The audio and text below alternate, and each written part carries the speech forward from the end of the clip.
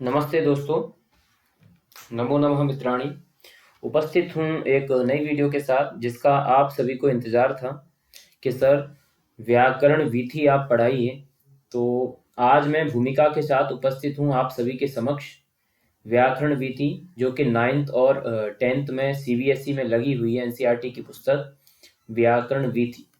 ठीक है, तो जो व्याकरण विधि है इसको हम अब यहीं से प्रारंभ करने वाले हैं। तो इसमें आप लोगों के कई मैसेजेस आ रहे थे, सर इसको भी करिए। मुझे लगता है आप लोगों में से कई इसकी रीडिंग भी कर चुके होंगे, पढ़ चुके होंगे। अगर पढ़ चुके हैं फिर भी देखिए रिवीजन होगा। ये ऐसा भूमिका में इतना कुछ दिया गया है इसमें कि इसका रिवीजन बार बार करना बहुत ज़रूरी है। तो चलिए अधिक समय ना लेते हुए और मैं सीधा प्रारंभ करता हूँ। आप लोगों ने वीडियो देखी होगी, मैंने प्रकृति के चित्रों को किस तरीके से, मतलब यहाँ केंद्रीय विद्यालय लोकेटेड है उसी तरीके से कई ऐसे केवीज हैं जो जगह जगह पे बहुत ऐसे एरिया में होते हैं जहाँ आप सोचते होंगे कि हाँ वहाँ हमें जाना चाहिए। तो लंबा रहना थोड़ा सा लगता है, 2-3 दिन घूमने की बात अलग होती है, जब वही 3-4 साल में बदल जाता है तो थोड़ा, लेकिन मजा आने वाले को हर जगह, सुंदर है किम न सुंदरम। ठीक है, तो इसी बातों के साथ मैं एक व्यक्तिगत चैनल है, जो चैनल सेक्शन में जाएंगे आप, बी पराशर ब्लॉग करके एक व्यक्तिगत चैनल है। ठीक है, मैं नहीं चाहता कि हमारे चैनल पे जो हमारे केवी से या हमारी स्टडी से संबंधित चीज़ें हैं वही आए, इसलिए मैंने एक व्यक्तिगत चैनल बनाया है। आप उसमें मेरा बच्चों से क्या इंटरेक्शन है या मेरी पर्सनल लाइफ की जो वीडियोस हैं मैं उसी में अपना डालूंगा। आप लोगों में से जो भी एक्टिविटीज होती हैं और भी उन सब से इंटरेस्ट रहे तो कृपया करके इस चैनल को आप लोग जरूर सब्सक्राइब करें। समय समय में मैं इसमें वीडियो अपलोड करता रहता हूँ। और टेलीग्राम चैनल पे जुड़ने के लिए अब आपको कहीं लिंक पे कुछ क्लिक करने की जरूरत नहीं है। टेलीग्राम से जुड़ने के लिए सीधा सीधा केवीएस टीचिंग बालाजी सर्च करेंगे सेक्शन में, सर्च सेक्शन में, वहां पर टेलीग्राम पर जाकर के तो आपको ये चैनल, ये जो है पेज, आपको ये ग्रुप आपको मिल जाएगा। आप इस पे ज्वाइन कर सकते हैं, कक्षाओं से संबंधित चीजें आप देख सकते हैं। ठीक है, तो अभी आप जितने भी जुड़े हैं और जुड़ रहे हैं, जल्दी से शीघ्र से हम लोग आगे पढ़ेंगे और पढ़ रहे हैं। तो जो है अब देखिए व्याकरण विधि है, तो हम सबसे पहले तो व्याकरण में प्रवेश कर रहे हैं, कर चुके हैं, सारी चीजें हम पहले ही कर रहे हैं, लेकिन ऑफिशियल जो दिया गया है व्याकरण विधि ग्रंथ या किताब, उसमें अब प्रवेश। तो व्याकरण का आपको पता ही है, व्याक्रियन्ते व्युत्पाद्यन्ते शब्दाः अनेन इति व्याकरणम, है ना। इसमें जो है वी आ क्री और ल्युट, ल्युट प्रत्यय करने से व्याकरण शब्द की सिद्धि होती।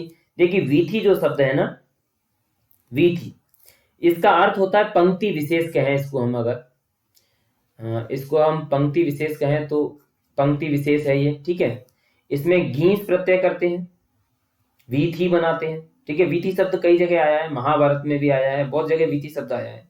ठीक है, तो इस तरीके से इसको हम बनाते हैं।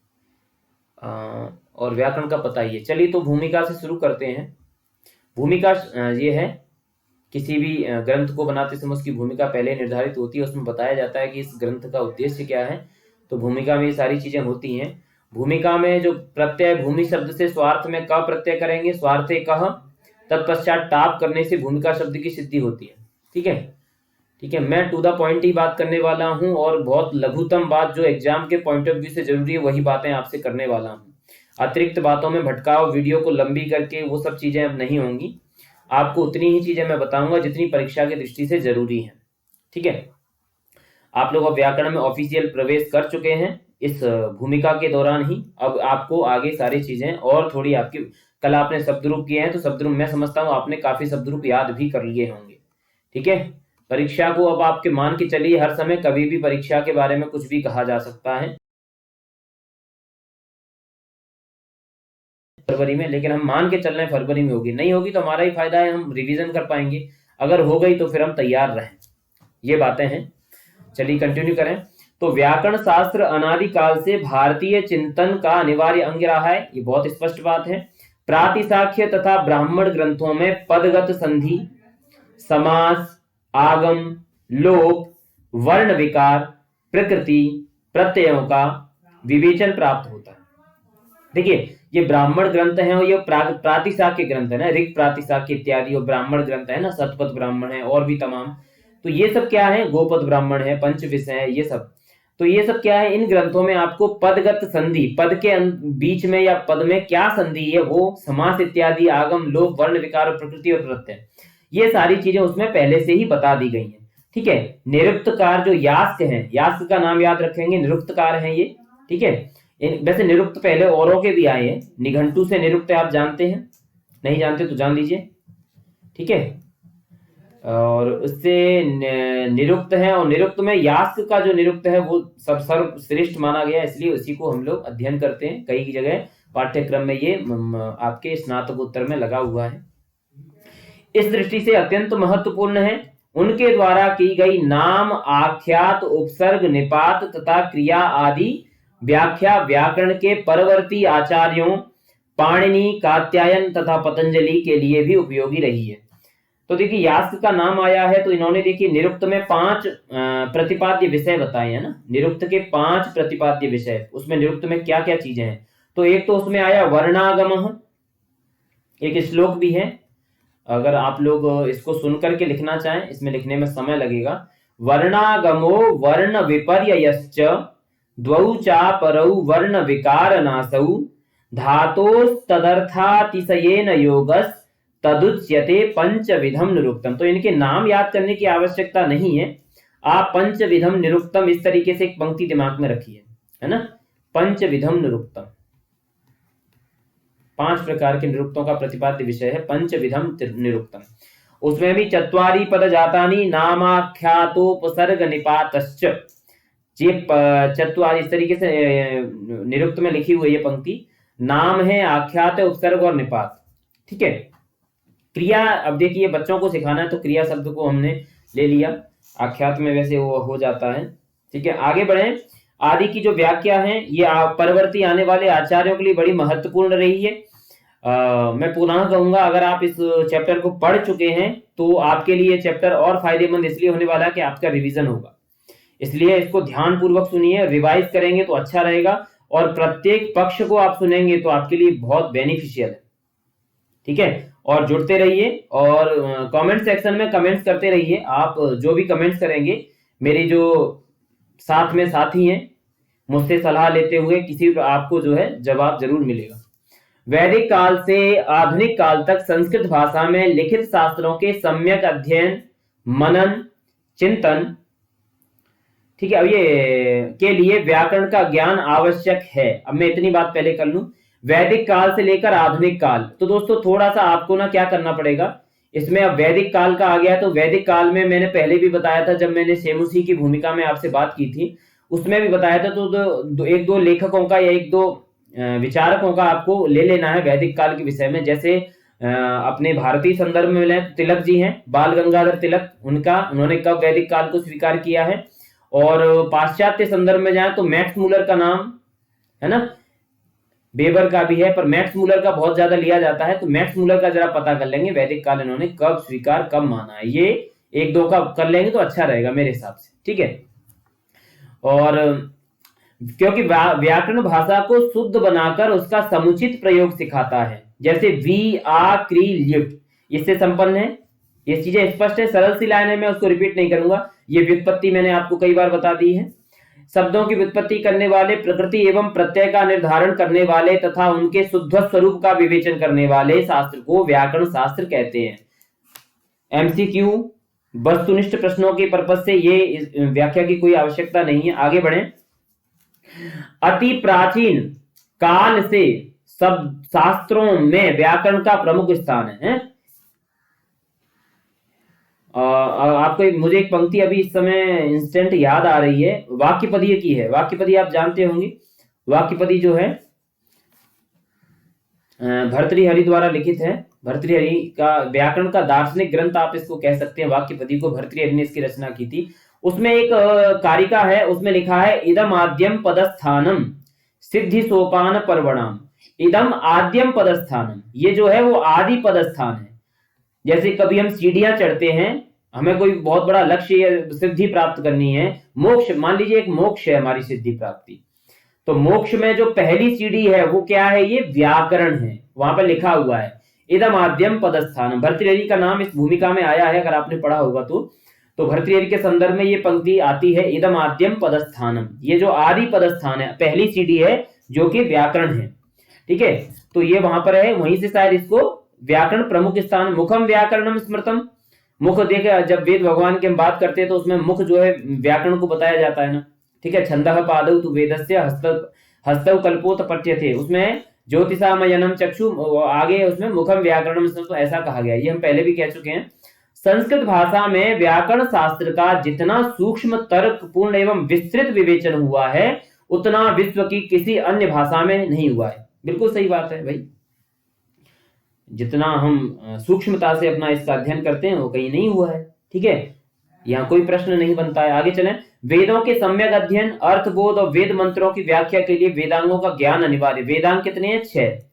षडंगः वेदः, 6 अंगों वाला वेद, या 6 अंग हैं जिसके, इस तरीके से बोलें तो शिक्षा है, व्याकरण है, छंद है, निरुक्त, ज्योतिष और कल्प, ये षडंगानि, ये जो है 6 हैं, शिक्षा, व्याकरण, छंद, निरुक्त, ज्योतिष और कल्प। अब इनके बारे में थोड़ा मैं बात कर लूं तो ठीक रहेगा, थोड़ा थोड़ा, ज्यादा नहीं, तो इन डिटेल नहीं जाएंगे, पर थोड़ा थोड़ा बात कर लें तो अच्छा रहेगा। शिक्षा में मुख्य कोई विद्वानों के नाम अगर आप याद कर पाए, जैसे पाणिनीय शिक्षा है, ठीक है, पाणिनीय शिक्षा, और मैं बात करूं याज्ञवल्क्य शिक्षा है, ठीक है, याज्ञवल्क्य शिक्षा, ऐसी करके मुख्य शिक्षा के ग्रंथ हैं, काफी आए हैं। व्याकरण में यदि मैं बात करूं तो मुख्य विद्वानों के नाम तो 3 मुनियों के नाम तो आपको याद ही होने चाहिए, आगे इसमें और डिटेल में देखेंगे हम, इस पुस्तक में है, 3 मुनियों के नाम तो आपको याद ही होंगे, और भी कई व्याकरण के विद्वान हैं, उनके नाम याद है। छंद है, छंद शास्त्र के रचयिता, प्रवर्तक पिंगल, पिंगल का नाम आता है, और निरुक्त में यास्क का नाम मुख्य आता है। यास्क पे एक टीका लिखी गई थी ऋज्वर्थ वृत्ति करके, ऋज्वर्थ वृत्ति, जो कि दुर्गाचार्य ने लिखी थी, ऋज्वर्थ वृत्ति करके है। ठीक है, ज्योतिष में मुख्य वैसे किसी के नाम में ज्योतिष रजिस्टर्ड नहीं है, लेकिन विद्वानों के नाम है, आपने अगर सुने हो तो भास्कराचार्य हैं, ठीक है, बराह मिहिरी हैं, ठीक है, लगद हैं, ये क्या है, सब ज्योतिष के आचार्य हैं सब, ये सब आते हैं। और कल्प के लिए मैं आपको बता दूं, कल्प की एक आपने अगर नाम सुना हो, ऋग्वेद प्रातिशाख्य है, ऋग्वेद का एक प्रातिशाख्य है, उसमें कल्प की एक परिभाषा दी गई है। उसमें लिखा है, मुझे स्मरण आ रहा है, कल्पो वेद विहितानाम कर्मणम आनुपूर्येण कल्पना शास्त्रम इति कल्पः, इस तरीके से वहां शायद लिखा हुआ है। उसका मतलब तात्पर्य यही है कि जो वेद विहित जो कर्म है उनको जो आन पूर्वी के अनुसार है, क्रमशः जिसमें कल्पना करके जो लिखा गया वो है कल्प। ठीक है, इसमें आप देखेंगे, इसमें 16 संस्कार इत्यादि के बारे में लिखा गया कल्प में, ठीक है, और इसमें श्रौत याग भी है, श्रौत याग वगैरह के बारे में, कर्मकांड की जो भी प्रवृत्ति है आपको इसमें मिल जाएंगी। तो ये हो गया इस प्रकार से। आगे बढ़े हम, इसमें मुख्य बातों पे हम फोकस ज्यादा करेंगे, बाकी जो चीजें आप पढ़ चुके हैं या खुद पढ़ सकते हैं उनको हम ज्यादा नहीं करेंगे। ठीक है, अब इसमें देखेंगे आप, व्याकरण की सहायता से ही हम वेद, ब्राह्मण, आरण्यक, उपनिषद, पुराण, रामायण, महाभारत आदि ग्रंथों के साथ साथ भास, कालिदास, माघ, श्रीहर्ष, भवभूति, बाण एवं जगन्नाथ की प्रभृति विद्वानों की कृतियों का रसास्वादन करते हैं। अब यहाँ पे प्रभृति विद्वानों को तो छोड़ दीजिए, कोई बात नहीं, लेकिन जिनके नाम है उनको जरा ध्यान दे लीजिए आप लोग। भास का सामान्य परिचय तैयार है कि नहीं आपको? अगर अभी तक नहीं है कमेंट्स में बताइए तैयार है या नहीं है। नहीं है दोस्तों तो तैयार कर लीजिए। भास मुख्य 13 नाटक, हमने भूमिका में भी बात की थी। कालिदास का आपको नाटक, कालिदास का जीवन परिचय, सामान्य परिचय, माघ का सामान्य, श्रीहर्ष का सामान्य, भवभूति का सामान्य परिचय, और बाण एवं जगन्नाथ, पंडितराज जगन्नाथ, इनके जो है रमणीयार्थ प्रतिपादक शब्द काव्यम, इन्होंने काव्य का लक्षण भी किया जगन्नाथ जी। ठीक है, तो ये अगर आपको याद नहीं है, इनके सामान्य परिचय तैयार नहीं है, तो अभी जो है आज की कक्षा के बाद ये सारी चीजें भूमिका की आपको आज तैयार होनी चाहिए। देखिए, अगर आप डेली मेरी ये YouTube वाली क्लास अटेंड कर रहे हैं तो दोस्तों मैं बता दूं, जिस दिन जो चीज पढ़ाई गई है ना, उस दिन उस चीज को पूरी कर लो, शाम तक या उस दूसरी क्लास के आने तक उस चीज को पूरी कर लीजिए, अन्यथा वो वर्कलोड बढ़ेगा, और वर्कलोड बढ़ेगा तो दूसरे दिन कक्षा का और लोड आ जाएगा। इसलिए मैं चाहता हूं आप उसको तुरंत करते चलें। ठीक है, आगे है इसमें मैं इसमें ये बता रहा था, वेद सामान्य परिचय, वैदिक वांग्मय का सामान्य परिचय होना चाहिए। वेद कौन से हैं, उनके उपनिषद कौन कौन से हैं, उनके आरण्यक क्या क्या हैं और उनके सूत्र क्या क्या हैं, बस सामान्य परिचय मेरे पास एक पृष्ठ में है। यदि आप लोग इच्छा है आपकी, वो एक पेज में मतलब पूरा दिया गया है, उसमें एक ही पेज अगर आप याद कर लेंगे तो तैयार हो जाएगा। आप लोगों की इच्छा है तो अभी कमेंट्स में मुझे बताएं और मैं तो है तुरंत आपका जो है आपका इस क्लास के होते ही उसको मैं टेलीग्राम ग्रुप में आपको प्रोवाइड करा दूंगा। टेलीग्राम के लिए मैं फिर बता देता हूं, केवीएस टीचिंग बालाजी को आप टेलीग्राम पे सर्च करेंगे। जो नए अगर अभी जुड़े हों तो वो जाकर के वहां से उसको ज्वाइन कर सकते हैं। इसमें आपकी परीक्षा की दृष्टि से इसमें आपको मैसेज भेजने की अनुमति नहीं दी गई है, डिस्टरबेंस होता है, ठीक है। तो आपको जो मटेरियल है, जो क्लास से संबंधित जो जानकारी इस ग्रुप में आपको मिलती रहती है। आगे बढ़े, पुराण का नाम भी है तो दोस्तों कम से कम पुराणों का नाम तो याद हो जाना चाहिए, और सबसे बड़ा पुराण और सबसे छोटा पुराण श्लोक की दृष्टि से, ठीक है, ये भी आपको पता होना चाहिए। ये प्रश्न में जहां जहां प्रश्न लिखते हैं ना, संभावित प्रश्न या कहीं लिखे हो तो वहां ये लिखिए, अभी नोट करिए इसको, या फिर याद रखिए श्लोक कितने हैं, इस तरीके से सबसे छोटा बड़ा पुराण और सबसे बड़ा पुराण क्या है उनको याद रखेंगे, ठीक है। मैं आपको इसको बता दूं, एक ट्रिक है, मद्वयम भद्वयम चैव वृत्रयम वा चतुष्टयम अनापलिंग पुष्पानि पुराणानि विदुर्बुध। अष्टवीं कक्षा की उसमें सप्त भगिन्या पाठ के अंत में योग्यता विस्तार में ये दिया गया है श्लोक, इसको वहां से आप देख सकते हैं। अष्टमी की रुचिरा में सप्त भगिन्या चैप्टर के अंत में दिया गया है योग्यता विस्तार में। आगे बढ़े, संस्कृत वांग में वैदिक एवं लौकिक की रक्षा करना व्याकरण का प्रथम प्रयोजन है। संस्कृत वांग्मय में वैदिक और लौकिक दोनों है, इनकी रक्षा करना व्याकरण का प्रथम प्रयोजन। अगेन प्रश्न क्या बनेगा, व्याकरणस्य प्रथमम प्रयोजनम किम, रक्षा, ऊहा, आगम, लघु या असंदेह, 4 ऑप्शन हो गए, तो रक्षा पर टिक करके आएंगे, ठीक है। ये पंक्ति दी गई है, ये व्याकरण महाभाष्य की पंक्ति है, रक्षोहागम लघ्व संदेहा, रक्षोहागम लघ्व संदेहा। रक्षा किमस्ति, रक्षा क्या है, रक्षा का अस्ति, तो रक्षार्थम वेदानाम अध्ययनम या अध्येयम व्याकरणम, है ना, वेदों की रक्षा के लिए हमें व्याकरण पढ़ना चाहिए, ये प्रयोजन हो गया। ऊहा क्या है, जो भी विभक्ति, जो भी लिंग, जो वचन है उनकी जो है स्पष्ट उनकी जो है समझने के लिए हमें ऊहा, मतलब ऐसी हमारी जिज्ञासा, उसको उनको समझने के लिए, स्पष्ट उनका अर्थ करने के लिए हमें जो है व्याकरण पढ़नी चाहिए। एक ये बात हो गई। तीसरी बात इसमें है,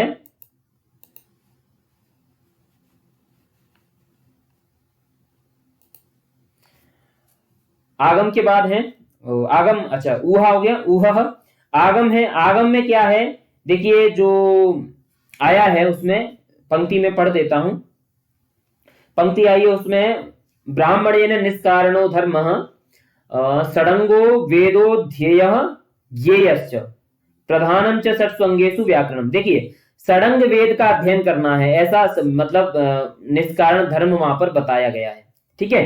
अब आगम जो है वेद में भी, और प्रधान जो उनमें से प्रधान कौन है, मुखम व्याकरणम स्मृतम, तो प्रधान क्या हुआ उसमें, अंग में, षडंग में प्रधान व्याकरण है, इसलिए हमें व्याकरण को पढ़ना चाहिए।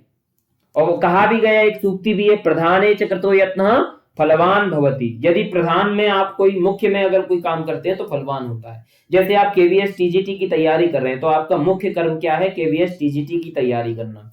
अगर इसी में आप भटक जाएं और यूपी टीजीटी की तैयारी मिक्सअप कर दें तो वो फलवान कम होने के चांस हो जाएंगे। वो इसीलिए कहा गया प्रधाने च कृतो यत्नः फलवान भवति। प्रधान में अगर आप कोई यत्न करते हैं तो वो आपका फलदायक फलवान होता है। अभी आपका प्रधान कर्म क्या है, आपके नाम के आगे केवी टीचर लगना, ठीक है, केवीएस परिवार का सदस्य बनना, ये आपका प्रधान कर्म है अभी। तो ये चीजें हो गई। आगे है लघु, लघवी, है ना, लघु करने के लिए भी देखो एक पंक्ति है, अगर आपने सुनी हो तो, अर्धमात्रा लाघवेन पुत्रोत्सव मन्यते वैयाकरणाः। लाघव लघु करने के लिए, किसी चीज को लघु अर्थम च अध्येयम व्याकरणम, लघु छोटे में, ठीक है, तो लघु उपाय से, छोटे उपाय से किसी चीज को हम समझ सकें तो ये सबसे अच्छी बात है, इसलिए हम लघुअर्थ भी हमें व्याकरण पढ़नी चाहिए। और अगला प्रयोजन इसमें दे रहे हैं, असंदेहार्थम च अध्येयम व्याकरणम। असंदेह, शंकाओं का समाधान हो जाना, संदेह वहां पर न रहना, इसलिए भी हमें क्या पढ़ना चाहिए, व्याकरण पढ़ना चाहिए। ये जो है यहाँ पर ये सारे जो है प्रयोजन इन्होंने दे दिए। ठीक है, अब देखिए एक ये प्रयोजन पांचों हो गए। रक्षा, ऊह, आगम, लघु, असंदेह लिख लीजिएगा, नोट डाउन कर लीजिएगा, बाद में आपके पास व्याकरण वीथी है ही है, इसमें से देख लेंगे। और ये वीडियो आपको अपलोड हो जाएगी अभी, ये जब ये क्लास खत्म होगी तो वीडियो आपको चैनल पर मिल जाएगी। अगर आपका कुछ छूट जाए तो आप पुनः देखना चाहें तो इसको फिर भी देख सकते हैं, ऐसा कुछ नहीं। व्याकरण ऐसी शक्ति प्रदान करता है जिसके द्वारा सारे श्रुत और अश्रुत शब्दों तथा पठित और अपठित वांग्मय का रहस्य अल्प काल में ही समझा जा सकता है। पठित और अपठित वांग्मय का रहस्य, पठित वांग्मय है, पढ़ लिया है, उसको तो समझ ही लेंगे, कभी पढ़ा नहीं है पहले, उसका भी आप प्रकृति प्रत्यय की कल्पना करते हुए इसका अर्थ जो है समझ सकते हैं, ऐसा यहां पर कहा गया है, और अल्प काल में ही। ठीक है, तो प्रश्न लायक कोई पंक्ति में कुछ है नहीं, आगे बढ़े। शब्दों का असंदिग्ध ज्ञान, संदेह रहित ज्ञान व्याकरण से ही संभव है। अच्छा, ये प्रयोजन की बात आई थी, एक बात मैं बताना भूल गया हूं, अभी उसमें नोट डाउन कर लेंगे। पिछली पंक्ति जो प्रयोजन में आया, महर्षि पतंजलि ने जो महाभाष्य में प्रयोजन बताए हैं, तो 5 तो उन्होंने मुख्य प्रयोजन बताए हैं दोस्तों, 5 मुख्य प्रयोजन हैं, और 13 गौण प्रयोजन है। कितने हैं? 13 गौण प्रयोजन बताए। गौण प्रयोजन, एक होता है मुख्य, एक होता है गौण, अप्रधान जिसे हम कहें।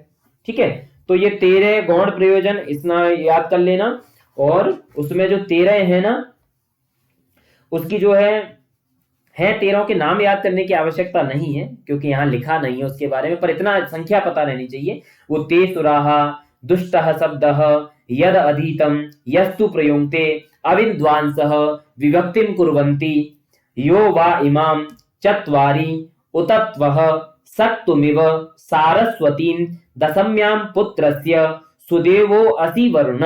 ये इस प्रकार के 13 प्रयोजनों के माध्यम से उन्होंने बताया है कि क्या क्या समस्याएं हो सकती हैं, जो इसके लिए हमें व्याकरण पढ़ना चाहिए जिससे वो समस्या ना हो। तो संख्या याद रखेंगे दोस्तों, और कुछ नहीं। 13 गौण प्रयोजन है, मुख्य 5 प्रयोजन है। प्रथम प्रयोजन रक्षा है। ठीक है, किसकी रक्षा है? वेदानाम। आगे बढ़े, और क्यों है, क्या व्याकरण से क्या पढ़ने का लाभ है, यहां और बता रहे। धनवान शब्द शुद्ध है या धनमान शब्द है, बुद्धिमती शब्द शुद्ध है या बुद्धिवती शुद्ध है, ये देखिए। ठीक है, धनवान सही होना चाहिए। ठीक है, इस तरीके से इस प्रकार के संदेह को वैयाकरण ही दूर कर सकता है। ये वैयाकरण जो शब्द है, ये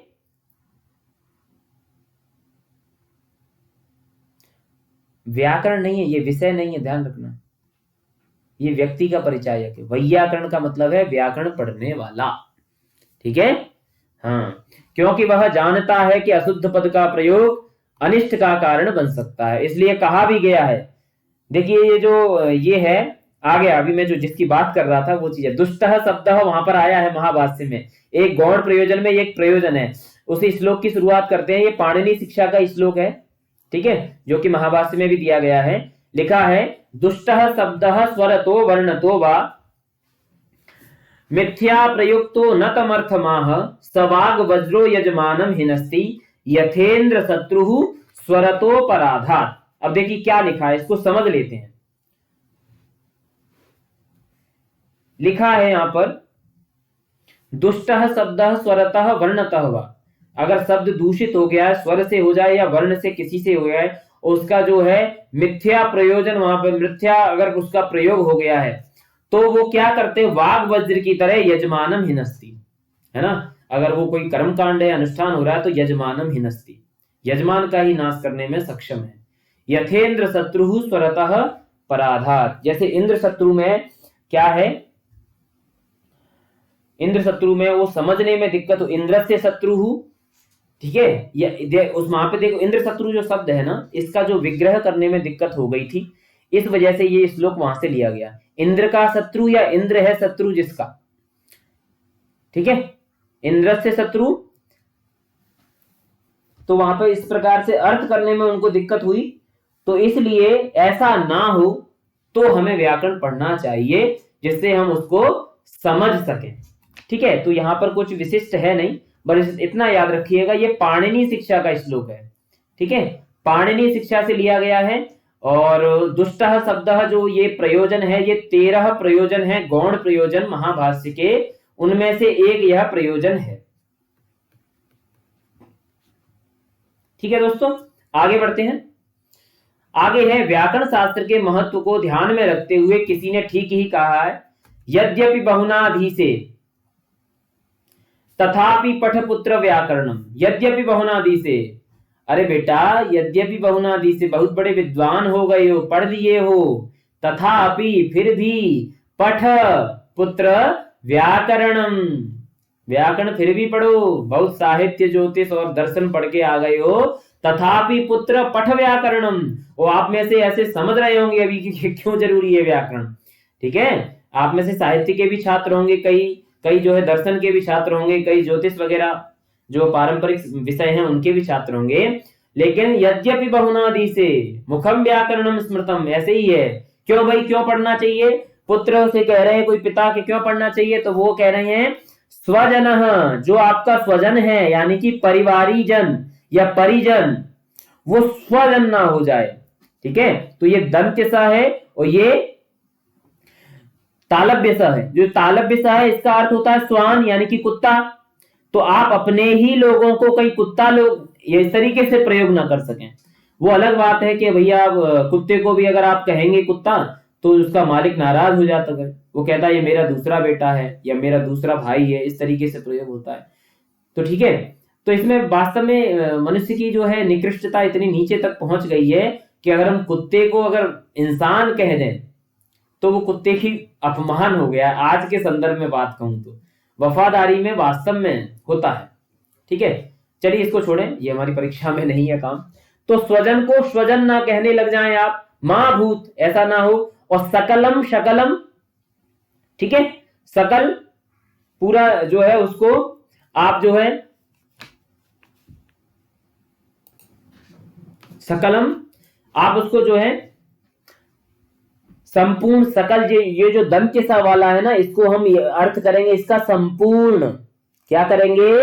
संपूर्ण। ठीक है, और जो शकलम ये जो तालव्य सा वाला है, इसका अर्थ हम करेंगे उसका एक भाग या उसका एक खंड। ठीक है, तो कहीं आप संपूर्ण को एक खंड ना कहने लग जाओ अथवा एक खंड को संपूर्ण ना कहने लग जाओ, इसलिए पठपुत्र व्याकरणम। और तीसरा इसमें चौथा जो प्रयोजन है, सकृत सकृत, सकृत सकृत। तो जो सकृत है यानी कि जो दंत्य सा वाला सकृत है, ये दंत्य सा वाला सकृत, इसका अर्थ हो जाएगा एक बार, एक बार। और दूसरा जो सकृत है, देखिए सा को यहां पर जो है शुत्व संधि हो गई है यहां पर। दूसरे सकृत जो कि तालव्य सा वाला है, जिसको मैं शक्कर वाला सा यदि कहूं तो इसका अर्थ विष्ठा आदि मल आदि हो जाता है। ठीक है, तो कहीं एक बार बताने के चक्कर में आप विष्ठा आदि ना बोल दो, मल आदि ना बोल दो। ठीक है, इसलिए पठपुत्र व्याकरणम ये यहां पर कहा गया है। अब आगे बढ़े हम, इसमें सारी चीजें स्पष्ट हो गई होंगी मैं उम्मीद करता हूं। बताइए, ये श्लोक स्पष्ट है, आगे बढ़े। संस्कृत व्याकरण की परंपरा। अब जो संस्कृत व्याकरण की परंपरा है, संस्कृत व्याकरण की परंपरा उतनी ही प्राचीन है जितनी वैदिक संहिता। तैत्तिरीय संहिता में उल्लेख है, अभी तैत्तिरीय संहिता नाम आ गया है, ध्यान रखना क्या उल्लेख है, तो ये पूछा जा सकता है कि इंद्र ने संस्कृत भाषा का प्रथम व्याकरण रचा, जिसको हम ऐन्द्र व्याकरण के नाम से भी जानते हैं। ऐन्द्र व्याकरण आगे शायद इसमें बताया भी जाएगा। पतंजलि के महाभाष्य में उसका संकेत भी मिलता है कि इंद्र के पहले भी व्याकरण शास्त्र का अस्तित्व था। दोस्तों अस्तित्व था, क्या अस्तित्व था? इंद्र ने बृहस्पति से व्याकरण विद्या का अध्ययन किया था। बृहस्पतिरिंद्राय दिव्यम वर्ष सहस्त्रम प्रतिपदोक्तानां शब्दानां शब्दपारायणं प्रोवाच। बृहस्पतिरिंद्राय दिव्यम वर्ष सहस्त्रम प्रतिपदोक्तानां शब्दानां शब्दपारायणं प्रोवाच। पंक्ति याद कर लीजिए, ठीक है, जरूरी है याद करना दोस्तों। ठीक है,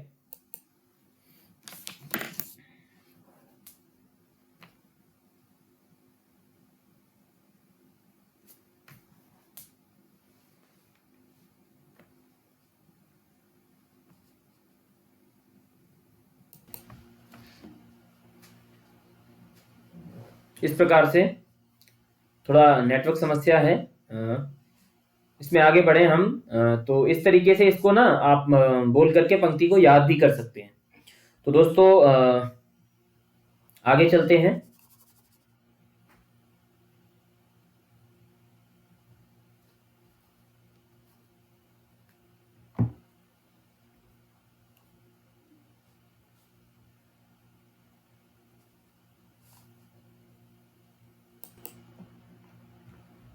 आगे में आप देखेंगे ऐन्द्र व्याकरण की अविच्छिन्न परंपरा का उल्लेख ऋक् तंत्र में भी सुलभ है। अब प्रश्न बन जाएगा ऐन्द्र व्याकरण की परंपराओं का उल्लेख कुत्र अस्ति? ऋक् तंत्रे। अस्तु अग्रे चलामः। अब ये क्रम जो आगे दिया जा रहा है ना पंक्ति में, इस क्रम को जरूर याद कर लेना आप। यहां से देखिए हम अब दो संप्रदायों के बारे में जानेंगे। एक तो ये हो जाएगी जिसके बारे में अभी हम पढ़ रहे हैं, जिसमें ऐन्द्र वगैरह का है, और दूसरी संप्रदाय आएगी हमारी माहेश्वर संप्रदाय। ठीक है, तो दो संप्रदायों के बारे में हम इसमें जानने वाले हैं। आगे क्या क्या है? ब्रह्मा बृहस्पतये प्रोवाच, ब्रह्मा ने बृहस्पति इंद्राय, तो ब्रह्मा लिख देता हूं मैं यहां पर, इस तरीके से क्रम याद करेंगे। ब्रह्मा बृहस्पति, ठीक है, बृहस्पति इंद्राय, इंद्रो भरद्वाजाय, ठीक है, भरद्वाज ऋषिभ्य, भरद्वाज के बाद ऋषि, और ऋषि के बाद ब्राह्मणेभ्यश्च, तो ब्राह्मण। और ये तो इस किस संप्रदाय की बात कर रहे हैं हम? ऐन्द्र व्याकरण की अविच्छिन्न परंपरा की बात हो रही है। ठीक है, इससे प्रतीत होता है कि ऐन्द्र संप्रदाय व्याकरण का एक प्रसिद्ध संप्रदाय था। ये तो हो गई एक संप्रदाय। दूसरी जो व्याकरण शास्त्र का संप्रदाय है वो है माहेश्वर संप्रदाय। मैं इसकी अगर बात करूं आगे, जिसके प्रवर्तक महेश्वर थे, जिसकी आधारशिला पर पाणिनि ने व्याकरण के भव्य प्रासाद का निर्माण किया। ठीक है, आधारशिला क्या थी? माहेश्वर सूत्र, जिसको हम आगे पढ़ेंगे। ठीक है, जब हम वर्ण विचार में चलेंगे तो वर्ण विचार में सर्वप्रथम इन्हीं पर चर्चा करेंगे हम। और पाणिनि अष्टाध्यायी में जो है आपिशली और कासकृष्ण, साकल्य, स्फोटायन एवं साकटायन आदि, तो देखो ये 5 तो हैं। अब जो 5 बच गए उनमें आप गार्ग्य ले लीजिए, ठीक है, और गालव, तृतीयादिशु भाषित कुंभत गालवस्य, गालव हो गए। और भरद्वाज, ऋतो भरद्वाजस्य, है ना, सूत्रों के नाम है जहां जहां इनके नाम है। कश्यप, कश्यप का सूत्र भी स्मरण नहीं आ रहा है, कोई नहीं, वो आपको सूत्र याद नहीं करने हैं। ठीक है, सौनक, देखिए ये जो है अवंग स्फोटायन, स्फोटायनस, अवंग स्फोटायनस में आया है। ठीक है, साकटायन भी आया है। ये सारे सबके नाम आया है। ठीक है, लोपह साकल्यस्य, ये तो आपके पंच संधि प्रकरण में मिल जाएगा, लोपह साकल्यस्य। तो ठीक है, तो ये क्या है? सूत्र हैं। इन सूत्रों में इनके नाम इन्होंने उल्लेख किया है अपनी अष्टाध्यायी में। आगे बढ़े हम। इन्होंने अपने से पूर्ववर्ती सभी वैयाकरणों के ग्राह्य विचारों, विवेचनों से परिपूर्ण तत्वों को अपने ग्रंथ में अपनाया है।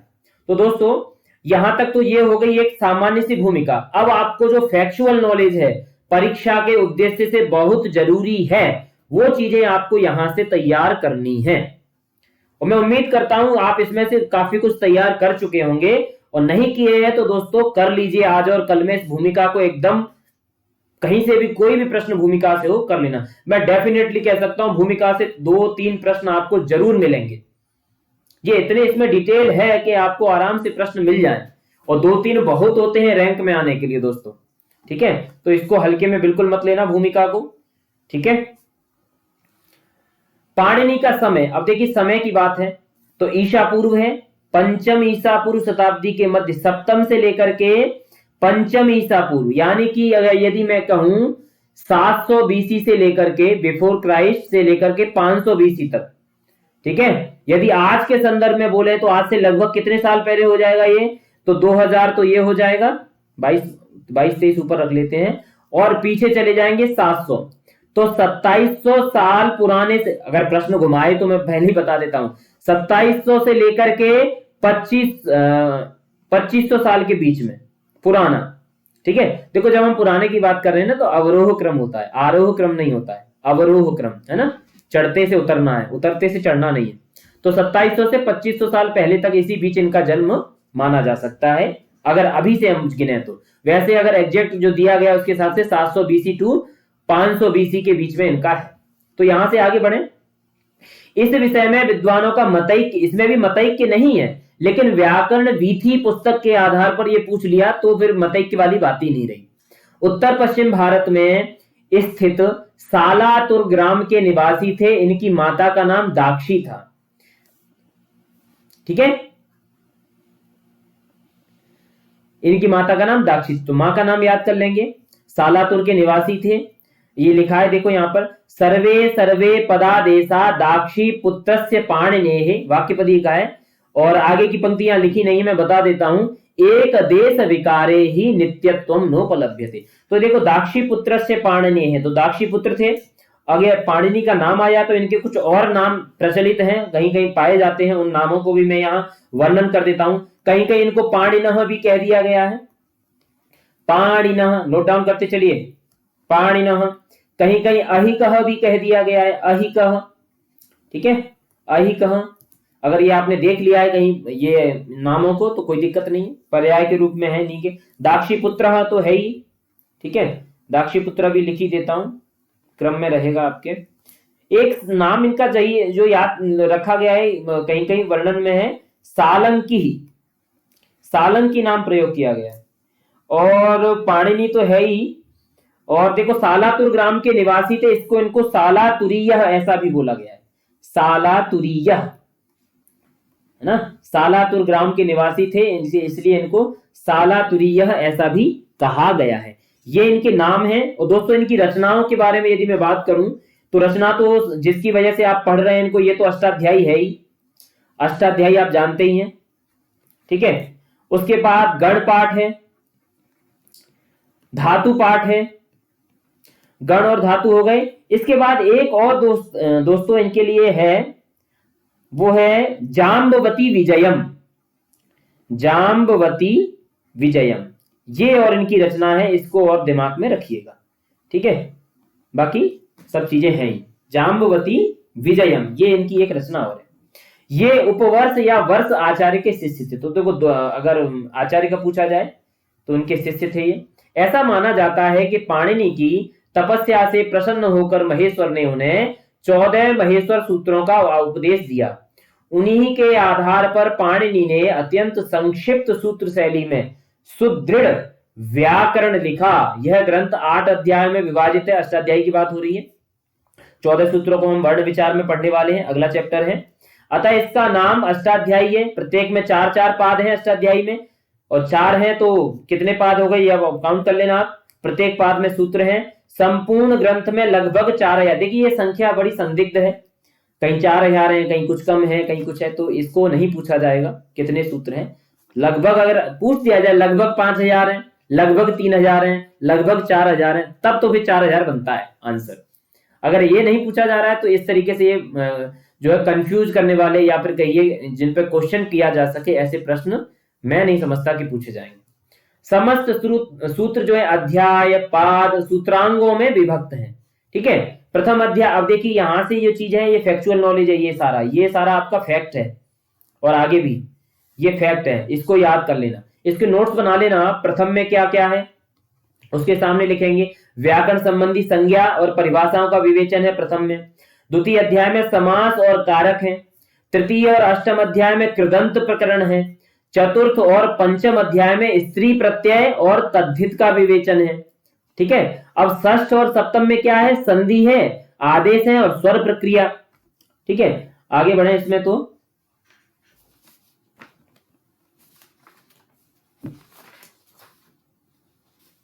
स्वर प्रक्रिया से संबंधित सूत्र रखे गए हैं। ऐसी किंवदंती है, किंवदंती का मतलब आप जानते हैं, कुछ लोगों का कहना है कि इनकी मृत्यु जो है व्याग्रह व्याकरणस्य कर्तुः अहरत प्राणान प्रियान पाणिनि। व्याकरणस्य कर्तुः, व्याकरण के जो कर्ता है ना, उनके षष्ठी विभक्ति का प्रयोग, उनके प्राणों को जो है, पाणिनि के प्राणों को व्याघ्र ने जो है हरण किया, यानी कि मारा, ऐसा यहाँ पे बोल रहे हैं। तो ये जो पंचतंत्र में लिखा है, कहाँ की पंक्ति है, पंचतंत्र की, याद रखना, पंचतंत्र के रचनाकार आपको पता ही है। ठीक है, पंचतंत्र विष्णु, श्रीमान विष्णु शर्मा जी। आक्रमण द्वारा त्रयोदशी तिथि को हुई थी। कब हुई थी? त्रयोदशी को। इसलिए कहीं कहीं इस दिन त्रयोदशी को अनध्याय माना जाता है कि पाणिनि जी की जो है तो त्रयोदशी को हम पढ़ेंगे नहीं, त्रयोदशी को व्याकरण का अग्रिम पाठ नहीं चलता है, त्रयोदशी को अनध्याय होता है। अनध्याय का मतलब अवकाश पाणिनि जी के लिए, ठीक है। द्वितीय वैयाकरण कात्यायन है, इनको वररुचि भी कहा जाता है ना। एक श्लोक आपको याद आ रहा हो तो मैं बता दूं, वाक्यकारम वररुचिम भाष्यकारम पतंजलिम पाणिनिम सूत्रकारम च प्रणतोस्मि मुनित्रयम। तो ये तीन मुनि है, मुनिनाम त्रयम मुनित्रयम, है ना, तीन मुनि है। ये व्याकरण के प्रसिद्ध तीन मुनि है। इनका समय, अगर इनकी कात्यायन की बात करें, उनका क्या था 700 से 500 के बीच में, और इनका 400 बीसी से 300 बीसी के बीच में, 400 बीसी बिफोर क्राइस्ट से 300 बीसी के बीच में, है ना। तो वो 700 500 400 300, 700 500 400 300, बस दिमाग में रखना। पाणिनि कात्यायन पतंजलि इस क्रम में याद करना है, 700 500 400 300, 700 500 400 300, इस तरीके से दिमाग में कर लेना। ये दाक्षिणात्य थे, हैं, इनको दाक्षिणात्य भी कहा गया है। इन्होंने पाणिनि द्वारा रचित लगभग 1250 सूत्र, यहां भी लगभग शब्द जुड़ा है, तो लगभग वाले सूत्र कभी कभी दिमाग खराब कर देते हैं, इसलिए इनकी संख्याओं को याद रखना। इनकी आलोचनात्मक व्याख्या है, वाक्य लिखे हैं, इनको हम वार्तिक भी कहते हैं, ठीक है। वाक्यकारम वररुचिम, है ना, वाक्य यानी कि वार्तिक कारम वररुचिम, लगभग इनकी भी संख्या 4000 ही है। पाणिनि की व्याकरण परंपरा का परिवर्तन एवं परिवर्धन करने वाले महान वैयाकरण पतंजलि, ये तीसरे मुनि है, ठीक है। इनका समय दूसरी शताब्दी ईसा पूर्व है। अब देखो, बस अब आपको सारे याद हो जाने चाहिए। 7 से 5 पाणिनि, 4 से 3 कात्यायन और 2 पतंजलि। 7 5 4 3 2, ठीक है। 7 5 4 3 2, बस 6 यहां पे बीच में नहीं है, ट्रिक बना लो ऐसे दिमाग में, 7 5 4 3 2, 7 5 4 3 2, 6 बीच में नहीं दिया गया, बस 7 5 4 3 2, ठीक है। शताब्दी पूर्व बीसी की बात है। इनका प्रसिद्ध ग्रंथ महाभाष्य है, ठीक है। भाष्यकारम पतंजलि, कात्यायन के वार्तिकों की प्रश्नोत्तरी शैली में समीक्षा करते हुए पतंजलि ने अष्टाध्यायी पर भाष्य लिखा है। अब यहां से थोड़ी सी फैक्ट आएंगे, यहां पर भी फैक्चुअल नॉलेज है, इसको देखो, इसलिए ये भूमिका बड़ी महत्वपूर्ण मानता हूं मैं, इसमें फैक्ट बहुत दिए गए, ठीक है। अष्टाध्यायी के अध्याय, पाद और सूत्र क्रम में पतंजलि ने अपने भाष्य का क्रम रखा है, क्रम बदला नहीं इन्होंने, उसी क्रम में महाभाष्य में सब लिखा है, ठीक है दोस्तों। अगर समझ में आ रहा है तो बढ़िया लाइक करिए वीडियो को, ठीक है, लोगों को भी शेयर करिए, औरों को भी जोड़िए इससे। इसका विभाजन आह्निकों में है, ठीक है। प्रथम जो पहला जो आह्निक है ना, इसको पसपसान्निक भी कहते हैं। और दोस्तों मैं बताऊं, इतना महत्वपूर्ण है ये पसपसान्निक, इसको यूजीसी इत्यादि के ग्रंथ उसमें भी रखा गया है, नेट यूजीसी नेट के सिलेबस में भी रखा गया है। कॉलेजेस में आप एमए संस्कृत वगैरह करते हैं तो ज्यादातर ये महाभाष्य आपको पाठ्यक्रम में मिलता है, अगर व्याकरण आप लेते हैं द्वितीय वर्ष में इत्यादि कहीं कहीं ये मिलता है, ठीक है। मेरा जो मैं सही आपको बताऊं, साहित्य का उतना ठीक नहीं है, ठीक है, मैं कर लेता हूं, अध्ययन किया है मैंने, स्वाध्याय गुरुजनों से भी। एमए संस्कृत मैंने दिल्ली यूनिवर्सिटी से की थी, तब ये जो है साहित्य वगैरह का अच्छा मैंने पढ़ा था। लेकिन दोस्तों ये जो मैंने जो वहां पर एक ऑप्शनल द्वितीय वर्ष में आपको ऑप्शन लेना होता है, आप दर्शन ले सकते हैं, आप साहित्य ले सकते हैं, आप व्याकरण ले सकते हैं। तो दोस्तों मैंने व्याकरण लिया था वहां पर, शायद मैं इसी को मानता हूं जो गोल्ड मेडल मुझे दिल्ली यूनिवर्सिटी से मिला, वो इस व्याकरण की बदौलत ही मिला, ठीक है। इसमें अच्छे मार्क्स थे मेरे, अच्छे नंबर थे, 86 90 92 इस तरीके से मुझे याद आ रहा है, ऐसा कुछ था, ठीक है। साहित्य में भी थे 75 समथिंग, तो ये थे। तो आगे बढ़े, वार्तिकों की समीक्षा तथा शंकाओं के समाधान के साथ, या जब ये पसपसान्निक की बात है तो देखो, ये शुरू जो होता है ना पसपसान्निक, अथ शब्दानुशासनम, यहां से शुरू होता है, अथ शब्दानुशासनम। अर्थ शब्द अधिकारार्थ प्रयुक्त है, किस लिए प्रयुक्त है इस पर बहस है पहले, ठीक है, उसके बाद आगे बढ़ते हैं। तो अर्थ शब्दानुशासनम ये प्रयोग होता है। वार्तिकों की समीक्षा, शंकाओं के समाधान के साथ उपयोगी वार्तिकों को सहर्ष स्वीकार तथा अनुपयुक्त आलोचनाओं का खंडन किया है। इस ग्रंथ में तत्कालीन सामाजिक, ऐतिहासिक, धार्मिक, भौगोलिक, साहित्यिक और सांस्कृतिक प्रवृत्तियों का प्रचुर एवं मनोरम परिचय प्राप्त होता है। महाभाष्य पर कैयट का प्रदीप है, प्रदीप कैयट की क्या है, प्रदीप, प्रदीप कैयट, कैयट प्रदीप, कैयट प्रदीप, कैयट प्रदीप, 10 बार बोल लो याद हो जाएगी। नागेश की उद्योत, नाग उद्योत, नाग उद्योत, नाग उद्योत, नाग उद्योत, नाग उद्योत, ठीक है। ये टीकाएं प्रसिद्ध हैं, किस पे लिखी गई है, महाभाष्य पर। व्याकरण शास्त्र में पाणिनि, कात्यायन और पतंजलि को त्रिमुनि, मुनित्रय की संज्ञा से अभिहित किया गया है। मुनित्रयम नमस्कृत्य, ठीक है, तीनों मुनियों को जो है नमस्कार करके, तो वहां पर ये इन तीनों को मुनित्रय के नाम से संबोधित किया गया इनका। अब इसके आगे भी व्याकरण की परंपरा चली दोस्तों, यहीं तक सीमित नहीं रही। आगे क्या था, काशिका और न्यास का समय आ रहा था, यानी कि काशिका और न्यास का अगर मैं बात करूं तो जयादित्य वामन की बात करूंगा मैं, ठीक है, जयादित्य वामन। इन्होंने आगे चल के क्या किया कि एक अपने हिसाब से अपनी जो है उसकी व्याख्या इन्होंने की। व्याकरण नियमों को बोधगम्य बनाने के लिए विविध टीका ग्रंथों का युग आरंभ हुआ। इसी क्रम में 7वीं ईस्वी जयादित्य और वामन ने, अब याद रखना समय, देखिए दोस्तों अब आप पूछते रहते हैं सर क्वेश्चन कैसे आएंगे, तो क्वेश्चन मैं बता देता हूं। यहां भी देखो इस टॉपिक में मैं बताऊं जो कि ट्रेंड चल रहा है, सीबीएसई का मुझे नहीं पता है, लेकिन यूजीसी ने ऐसे क्वेश्चन पूछे, क्रम सेट करने को कह देते हैं। अब ये ऑप्शन में लिख देंगे पाणिनि, फिर पतंजलि, फिर कात्यायन, फिर जो है जयादित्य, फिर वामन, इस तरीके से कर दें तो जो है वहां पर आपको देखना पड़ेगा कौन सा क्रम समय के अनुसार सही है। तो याद रखना, अभी हमने क्या याद किया था, 7 5 3 4 3 2, ये हो गए पतंजलि, तीनों वो हो गए।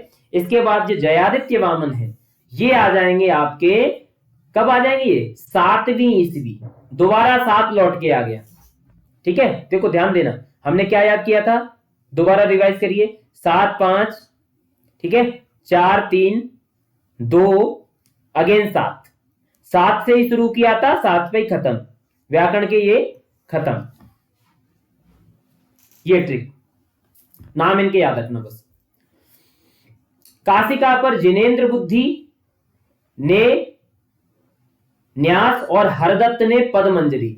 जिनेन्द्र बुद्धि न्यास, न्यास की बुद्धि जिनेन्द्र, जिनेन्द्र जय जिनेन्द्रा न्यास, याद कर लेना कैसे ट्रिक बना हुआ। और हरदत्त ने पदमंजरी, हरदत्त ने पदमंजरी, मंजरी देने वाले हरदत्त, दत्त माने देना और मंजरी जो देता है उसे हरदत्त कहते हैं, ठीक है। पौधों को मंजरी देना, ट्रिक बना लो, पौधों को मंजरी दिए हरदत्त ने, हरदत्त ने पौधों को मंजरी दी, मंजरी दी हरदत्त ने, बात खत्म, आगे बढ़े। ऐसे ही जब कोई चीज समझ में आती है तो ठीक है, पता है तो ठीक है, नहीं पता है तो ट्रिक के सारे निकल जाइए, है ना, इसको बिठाना नहीं है दिमाग में, बस इसके सारे निकल जाइए और आगे बढ़ जाइए। आगे बढ़े, प्रक्रिया ग्रंथ है, टीकाओं और उपटीकाओं के बाद पाणिनि सूत्रों की नवीन पद्धति की ओर वैयाकरणों का ध्यान आकर्षित हुआ। धर्म कीर्ति ने रूपावतार, है ना, जब धर्म की कीर्ति बढ़ती है तो रूपों के रूप, अवतार जो है रूप बनकर के आते हैं, है ना, भगवान अवतार लेते हैं, रूप में कई रूपों में अवतार लेते हैं। जब धर्म की कीर्ति बढ़ानी हो तो रूपावतार होता है, ट्रिक बन गई।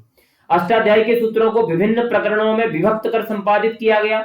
सन 1350 में विमल सरस्वती ने, सन 1350 विमल सरस्वती ने रूपमाला और 1400 ईस्वी में पंडित रामचंद्र ने प्रक्रिया कौमुदी नामक ग्रंथ की रचना की। सरस्वती का रूपमालाओं से विमल हो गया है, ट्रिक बन गई। 50 रुपए की माला ली, 50 से मतलब 1350 याद कर लेना, 50 रुपए की माला ने सरस्वती के रूप को विमल कर दिया, ट्रिक बना लो दोस्तों। ये इंस्टेंट ट्रिक है, जस्ट अभी क्लास ले रहा हूं और आपके सामने दिमाग में ऐसी ट्रिक आई, बन गई, और ये मुझे हमेशा याद रहेगी। 1400 मैं अगर जैसे ही अब देखो क्यों ट्रिक बनाने के लिए मैं कहता हूं, ऐसा तो है नहीं कि आपको ये सारी चीजें लिखनी है, इसमें से कुछ तो कुछ लिखा मिलेगा ना आपको क्वेश्चंस में, जब पेपर आपके सामने आएगा तो कुछ तो लिखा होगा, या फिर सरस्वती, विमल सरस्वती लिखा हो, इनकी कौन सी टीका है, या फिर ये लिखा हो रूपमाला किसकी रचना है, तो रूपमाला से आपको याद आ जाएगा, माला तो यार सरस्वती जी को चढ़ी थी, ले याद आ गया, या 50 रुपए की थी तो 1350 याद आ गया, है ना, ये दिमाग में, इसलिए ये ट्रिक बनाना जरूरी होता है। 1400 में पंडित रामचंद्र, अब रामचंद्र 14 वर्ष के लिए वनवास गए, ले ये भी याद हो गई, ठीक है। 1400 में इन्होंने वन जाने की प्रक्रिया की, वन जाने की प्रक्रिया में ये 14 वर्ष रहे, तो प्रक्रिया कौमुदी भी आ गई। ठीक है, 1630 ईस्वी के लगभग भट्टोजी दीक्षित ने सिद्धांत कौमुदी की रचना की। ये तो देखो भट्टोजी दीक्षित नाम फेमस है, तो इनको तो आपको याद करना होगा, मुनित्रयम नमस्कृत्य। ठीक है, तो वो सिद्धांत कौमुदी की रचना है। इस पर स्वयं भट्टोजी दीक्षित ने प्रौढ़ मनोरमा नाम की टीका लिखी। ठीक है, हाँ दोस्तों, प्रौढ़ मनोरमा। ठीक है, ये जो पाठ्यक्रम में है, जब अगर आप आचार्य इत्यादि करते हैं, जैसे मैंने बनारस हिंदू यूनिवर्सिटी से पढ़ाई की, तो ये पाठ्यक्रम में थी, हम लोगों ने इसको पढ़ा हुआ है। आप लोगों में से कई जो व्याकरण के छात्रों हैं प्रौढ़ मनोरमा का अध्ययन किया होगा। इसी ग्रंथ पर पंडितराज जगन्नाथ ने मनोरमा कुचमर्दिनी नाम से व्याख्या प्रस्तुत की। अच्छा, एक चीज और है यहाँ पर, मैं एक चीज और स्पष्ट करता चलूं, कौन सी व्याख्या किस ग्रंथ पर है, यह भी दिमाग में रखना। ठीक है, कौन सी व्याख्या किस ग्रंथ पर है? तो अष्टाध्यायी के सूत्रों पर रूपमाला है। ठीक है, रामचंद्र की प्रक्रिया कौमुदी है, वो अष्टाध्यायी के सूत्रों पर ही है। भट्टोजी दीक्षित ने अष्टाध्यायी के सूत्रों पर सिद्धांत कौमुदी की, और स्वयं भट्टोजी दीक्षित ने प्रौढ़ मनोरमा नाम की टीका भी लिखी है, ध्यान रखना। इसी ग्रंथ पर पंडितराज जगन्नाथ ने मनोरमा कुचमर्दिनी नाम से व्याख्या प्रस्तुत की है, तो ध्यान रखना ये सारी चीजें दोस्तों। सिद्धांत कौमुदी पर नागेश भट्ट, ये सिद्धांत कौमुदी पर नागेश भट्ट ने क्या किया, लघु शब्देन्दु शेखर, ये प्रौढ़ ग्रंथ लिखा है। और सिद्धांत कौमुदी की दो अन्य प्रसिद्ध टीकाएं और हैं, तत्वबोधिनी। तत्वबोधिनी यदि मैं नाम ले रहा हूं तो ज्ञानेंद्र सरस्वती का नाम है, ध्यान रखना, नोट कर लीजिए, यहां लिखा नहीं है शायद। और बाल मनोरमा, बाल मनोरमा जो सिद्धांत कौमुदी की कई कई किताबों में नीचे ही टीका में आती है, ये वासुदेव दीक्षित है, ध्यान रखना, वासुदेव दीक्षित, वासुदेव दीक्षित। ठीक है, और तत्वबोधिनी, ज्ञान से तत्व का बोध होता है, तो ज्ञानेंद्र सरस्वती। बालकों के लिए वासुदेव भगवान रहते हैं, तो बाल मनोरमा, ट्रिक बना लो।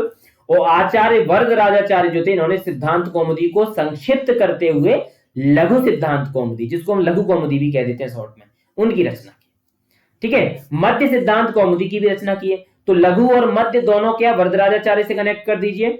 और जो व्याकरण के प्रारंभिक छात्रों के लिए अत्यंत उपयोगी ग्रंथ है। तो उपयुक्त समस्त ग्रंथ प्रायः व्याकरण की व्युत्पत्ति पक्ष को लक्ष्य में रखकर लिखे गए हैं।